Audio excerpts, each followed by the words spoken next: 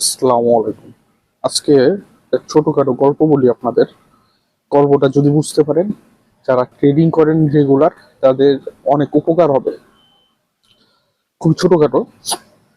দুজন ব্যক্তি, একজন ব্যক্তি রাস্তায় হাঁটতেছে, তার পিছনে আবার আরেকজন ব্যক্তি হাঁটতেছে।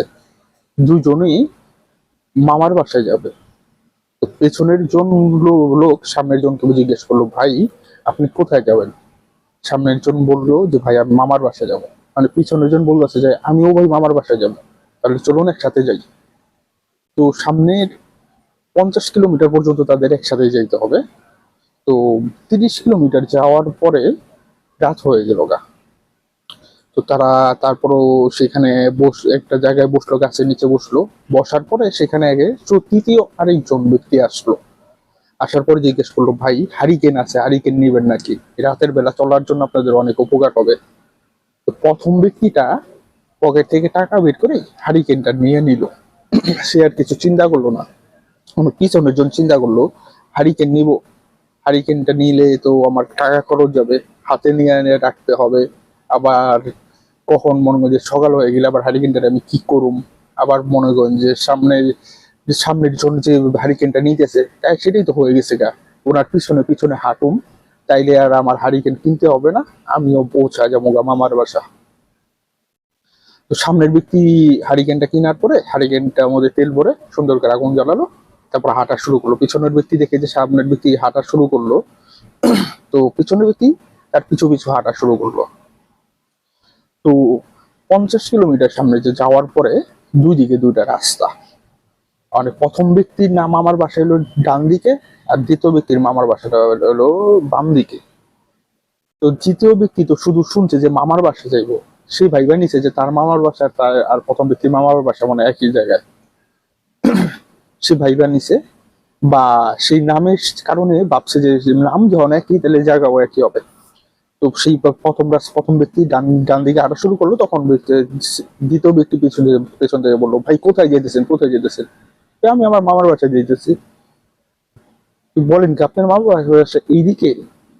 এখন তো প্রথম ব্যক্তি সরি দ্বিতীয় ব্যক্তি কি করবো, মাথায় হাত।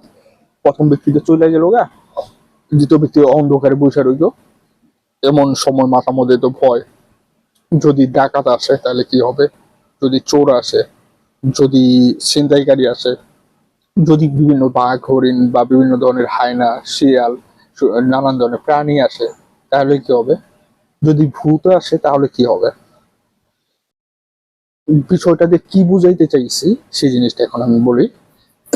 ভাই, অন্যের উপর ভরসা করে কখনো ট্রেডিং এ আগানো যায় না।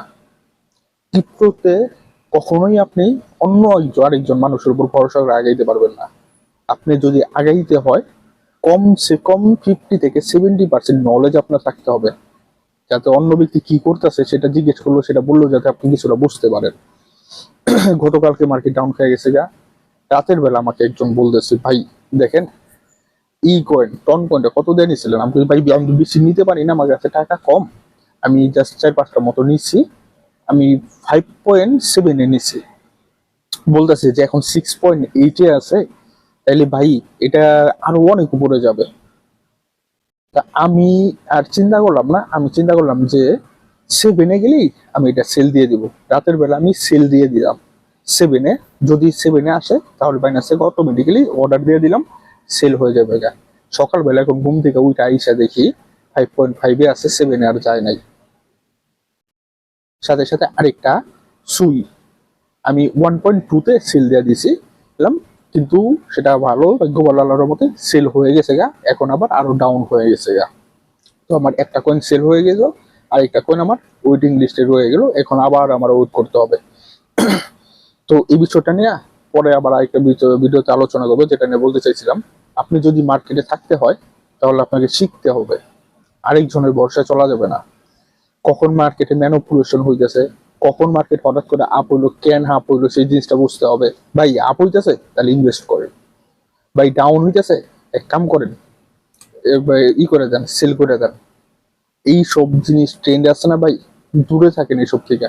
যতক্ষণ পর্যন্ত না আপনি নিজে শিখতে পারছেন, এই ক্যান্ডেল গুলার নাম শিখতে, ক্যান্ডেল গুলার ব্যবহার শিখতে, ক্যান্ডেল গুলার আর হলো গিয়া সাপোর্ট, নিচে যে থাকে নিচের যে লাইনটা সেটা সাপোর্ট তৈরি করবেন, উপরে রেজিস্ট্যান্স তৈরি করবেন।